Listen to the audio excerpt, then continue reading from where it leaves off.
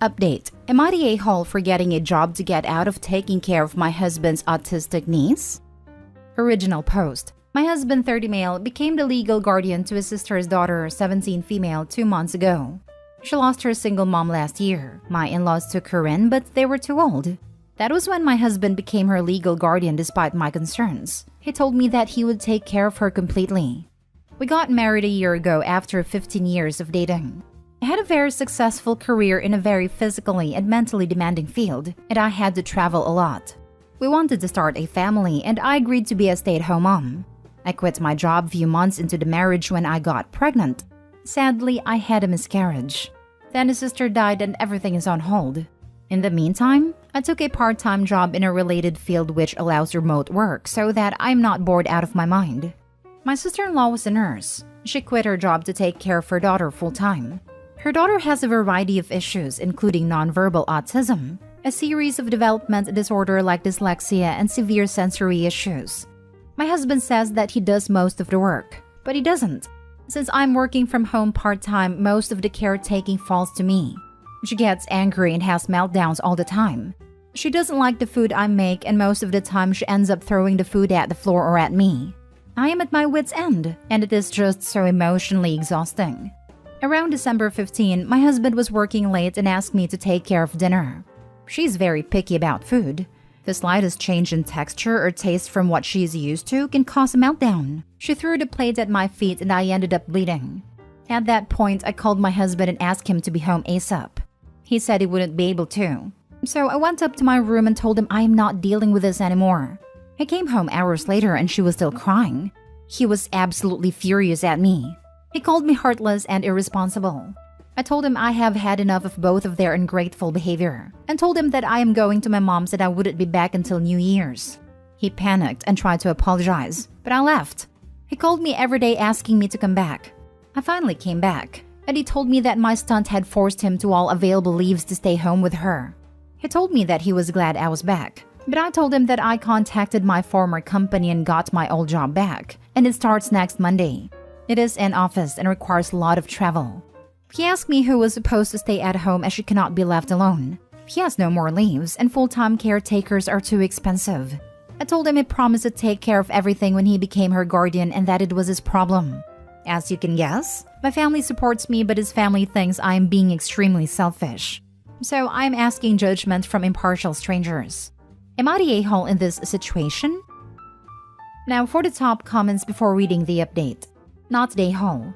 Your husband likes being the hero but doesn't have a clue as to how to do the actual work, so he just left it all to you. You have been sorely taken advantage of, and I don't think you are qualified to handle this level of need.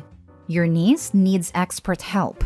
And by referring to your need for a break as a stunt, it's clear he views you as having had a temper tantrum, and he has graciously allowed you to get over your snit but expects compliance from now on.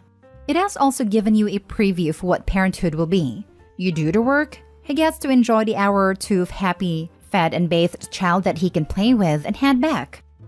Taking care of a special needs child requires some serious work. Opie's husband just wants the good things about having a child, but hands all of the real work to her. He told her he would be the one to take care of her completely, but flipped out when the struggle begins. Caretaker burnout is very real, and referring to Opie's need for a break as a stunt shows just how little he respects and appreciates her work, as well as his limited understanding of what it takes to care for a special needs child. Opie, you're not heartless or irresponsible. You took care of a child that weren't your responsibility. That alone makes you far better than your hubby. You were literally injured taking care of her, but all he cares about is how you didn't do what he promised to do? Get your job back. He's her legal guardian. He has to and will take care of her. He's being massively ungrateful. I feel bad for your husband's niece. Hopefully she gets the help and care she needs. Info. Are you planning on still being married to him?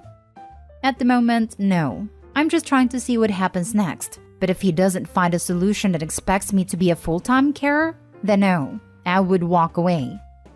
Walk away? He will tell you whatever he needs to tell you to make you stay, like you did the first time. And then you will again find yourself being slowly manipulated into the caretaker role. You already know that.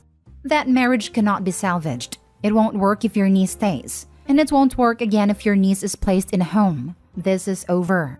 He will resent you, and you have found out you cannot trust him. There is no more basis for a relationship. Yikes. That's true. How sad. 15 years of dating and 1 year married just to be ruined by family rubbish. True. They can't stay together if the disabled kid is there, and he won't forgive her if he has to send the kid to a care facility. Poor Opie. And now for the update. A lot of people were messaging me for an update, so here goes. I wish I could say things got better. My husband took a few days off to interview special needs nannies/caretakers. He ended up finding a good and experienced person to take on the job. He hired her for 9 to 6 during weekdays. One day, she ended up saying she could not make it for a couple of days due to an emergency. My husband had a meeting he couldn't miss and asked me to look after his niece for the day. I refused, and he took my car keys while I was getting ready and left before I noticed so that I could not go to work. I grew up with a narcissistic, gaslighting father who did stuff like this all the time. So I told him to come back in 1 hour or I will call CPS, and once they get there, I will call a cab and get to work. He ended up driving back, and this turned into a big fight, and I told him that if he does it again, I will walk out and never look back. He apologized and said that he was just desperate. The worst happened 2 weeks ago. I needed to travel for a couple of weeks for work and I could not find my passport. I'm a very organized person and I knew that I did not misplace it. I ended up calling the non-emergency helpline. They ransacked the house and found the passports hidden in his gym bag. It is a crime to steal passports, and they asked me if I wanted to press charges. I said no. Another fight. He told me that he needed me at home that weekend due to a social welfare visit, and he knew that I would not stay even if he had asked me. I finally kicked them both out of my house, and I told him I would call the police if he came near me again. My house is a premarital asset, thank God for that. Then told him that I would be filing for divorce. The welfare visit turned into a mess, as neither of them were living there when the worker showed up, and the social worker also knew about the recent call to the non-emergency helpline. So all in all, she was not impressed with our BS. He came by 2 days ago and told me that he ended up moving in with his parents. They own and live in a small 2-bedroom apartment. That doesn't qualify according to welfare norms, so he ended up asking me for another chance. He asked if I would consider letting him and niece stay until they figure it out or she would have to go to state's care. He told me that there is no way he can afford rent and a carer and begged me. I told him that I could never forgive what he did. He knew my past with my father and he still went ahead and did it. He suggested they could move in and we can work on this at a couples counseling. I told him that I could never trust him again and that it was over. He asked me if he could get his parents to take in Denise or even relinquished her care to the state, so I would give him another chance. I think months of worth of anger burst that day. I told him that even though it may appear as if the problem between us is niece, it was actually him. He didn't ask me before taking her in. He did nothing to help. He waved my concerns away whenever I felt burnt out. He took on a responsibility without consulting me and dumped everything on me. He chose to take my keys. He chose to hide my passport. I told him things may have been different. Him, niece, and I may have adapted and become a family if he hadn't made a wrong choice at my expense, at every turn. I told him to get out of my house, that it was over and I never want to see any of them ever again. I still don't know if what I'm doing is right or wrong. I know people wanted some sort of happy ending, but it is what it is. I still have not started the divorce proceedings yet, but I will soon. For now, I am taking a break as it had been a very emotional and draining couple of weeks. It's easy to be the selfless hero caring for the poor orphan child when you don't have to actually do a single damn thing. I also noticed that not a single one of his relatives who are criticizing her for being selfish apparently offered to lift a finger until she finally kicked him out. Honestly, it's probably their self-preservation instinct kicking in. If they can guilt someone else into taking care of Denise, they don't have to. Most people cannot take care of a person like this in the US, whether they want to or not. It basically precludes working, and you kind of have to work. I actually consider this a very happy ending for Opie. Divorce is not easy, but she absolutely made a right decision. I read the original post and I'm glad to see the update. That husband is a piece of work. It's not happy at all for Denise, but that's not Opie's fault. I hope Denise receives the support she deserves. To be honest, I'm glad it blew up in his face. Totally deserved. Hope he enjoys the fruits of his non-labor and poor, harmful decision-making. She reverse Uno the heck out of him, and I'm here for it. One of the major lessons from this mess is make a plan for your death. Opie's sister-in-law should have had a plan in place. I know it's a terrible thing to think about it, but look what happens when you don't. I have 2 disabled kids, and we have a life plan for them that includes custody and financials. There are pro bono lawyers who will work with families. Next story. Am I the a-hole for telling my son's father never mind and that he isn't meeting his kid? My son is 12 and his father has never met him. We had gone to court when my son was like 1, and he at that point said he wasn't ready to be a father and ultimately wanted nothing to do with our child. I was awarded visitation at my own discretion and child support. Well, last year, he had reached out completely random on Facebook and said he was ready to meet our kid and said that he turned his life around and regrets every single day of not being here. At this point, he spoke to our son, but in the end, my son decided he wasn't ready to meet him yet. Not a big deal, really. I mean, his father was angry and tried blaming me at first, but later dropped it and we hadn't heard from him since. Well, he just reached out again about a week and a half ago, and at this point, my son was ready to meet him. We made a plan and everything was great. He was being super attentive and checking in every single day. He appeared to be really involved, and everything was truly great. However, he calls me last night, and I don't know if he was drinking or what was up with his sudden attitude, but he was being nasty and telling me, "I will take the boy from you if you do anything that I don't agree with." He was accusing me of spending the child support money on myself despite me giving him no reason to think this.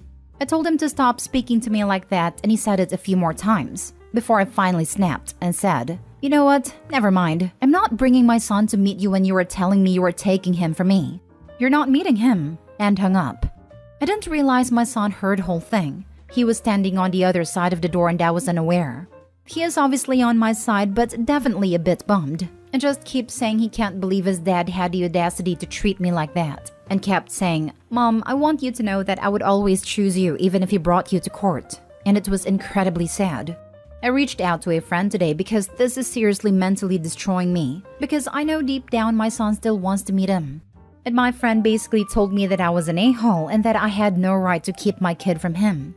Even went on to say, "So what if it takes him? The cops would find him and charge him with kidnapping, and then your son would know what he's dealing with. But until then, stop depriving your son." Am I the a-hole? Now for the top comments. What is wrong with your friend?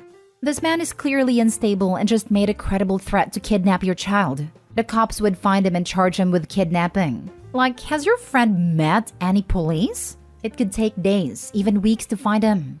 What if he was hiding? What if he left town? Your friend is saying it's okay to gamble your son's safety, and if he gets abducted, it'll be fine. Who cares about the mental harm that'll inflict on him or the physical harm an unstable man could do to him? Not the a-hole times infinity. Your friend needs to stop thinking of human lives like objects. Right? Like, what does it matter if your child gets kidnapped? Also, some kidnapped kids are never recovered. Some are unalived. Seriously, ditch the friend and keep doing what you're doing. Not the a-hole. Not the a-hole. Your friend is an idiot who doesn't know what she's talking about. My cousins got kidnapped by their father, and he took them out of the country until he got sick of them. The police did absolutely nothing. You did the right thing, and you should probably dump that friend. The same thing happened to my cousins. It took my aunt 2 years and a series of very expensive lawyers to get them back. Yep, had a friend who had his wife served with divorce papers because he was extremely unhappy in the marriage. Counseling wasn't helping and he didn't want to be a cheater. Within 6 hours of her being served, she and his child went missing.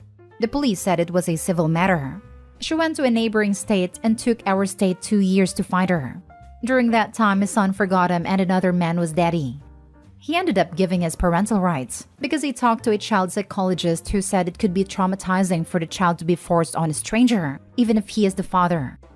Last story is titled, "Am I the a-hole for refusing to answer my sister's video call so she can see her baby?" Context. My sister had a planned pregnancy that involves having the baby daddy not being around and is determined to be an independent mom. She gave birth, had to give up her lease and move in with us at a different state. Not a short amount of time after, she managed to get her dream job, knowing that she still has her 6-month-old baby to take care of. This job was not a limited time position and is always hiring in masses every few months or so. She took the job, had to relocate to another state and left us with her baby. I quit my work before she came, so she expected me to take care of her baby. She calls every day to see her baby, and at first that's not an issue to me. But at some point, it just became very depressing for me that this past few months, all I have been doing is taking care of her baby while her IG stories are just her having fun on her job and partying at clubs on her day offs. She does come home once a while when she feels like it to see her baby.